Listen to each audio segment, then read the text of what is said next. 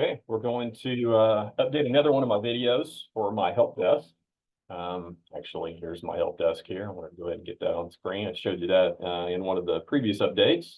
But again, this is my website, whitec.hobart.k12.ok.us. Just like our regular website, except replace the www with White C. And here's a link to my help desk, which I keep several videos as well as documents, Google Docs, that provide some of the standard instructions, things that we do throughout the district. Some of the main things are just like, for the teachers, mainly for grade book stuff and things of that nature, and just some typical issues. So we're going to discuss one thing today that affects various people, aides, teachers, those of you that are going to be in computer labs at one time or another with or without students. But I have a procedure in all of our labs that helps to clean up the computers in all of those labs. And that would be the high school, middle school lab, the high school, middle school library, as well as the elementary lab, and also Vonda's multimedia lab. So I have created a startup procedure that runs every time one of those machines is restarted, logged out and logged back in, or if you manually run the file. Logging out and logging back in is the easiest way if you want to force this to run. But obviously, if you shut them down at the evening and boot them back up fresh in the morning, then you'll be good to go and they'll start that. But sometimes things happen, or you just notice things. And you can see this screen here that I've started has a lot of things going on here. So the first thing you notice, there's a bunch of copies, all the copies. So we see this usually in the elementary school. Do see it in some of the other labs as well too. And that's just because the kids are click happy, and as they're clicking and dragging, they click and drag and click and drag, and then next thing you know, boom, they've highlighted something, and as soon as you highlight something and drag it, boom, you get a copy. And that's what happens.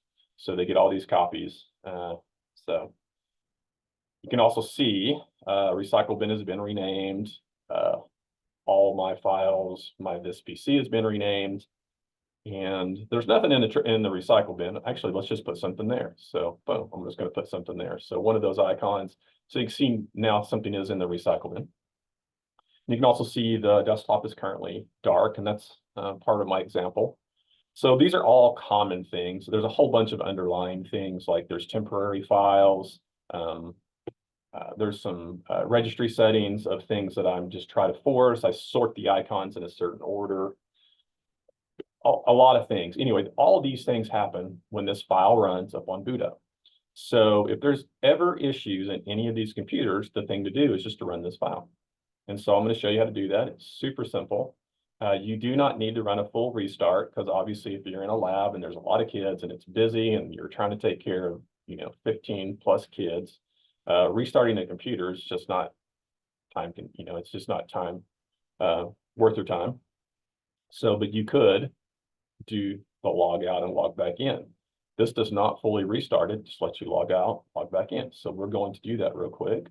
You simply need to go to the little start square, start swoosh, whatever you want to call it. It's in the bottom left-hand corner, and right click on it. You get shut down or sign out. We don't want to restart. We don't want to shut down. We don't want to sleep. We actually want to sign out. And this is the same thing as when I say logging out. I think at one time it said log out here, but they've since changed the phrase and now it's sign out, but it's the same thing. So it logs you out of the Windows user that you're in, but it does not restart the PC.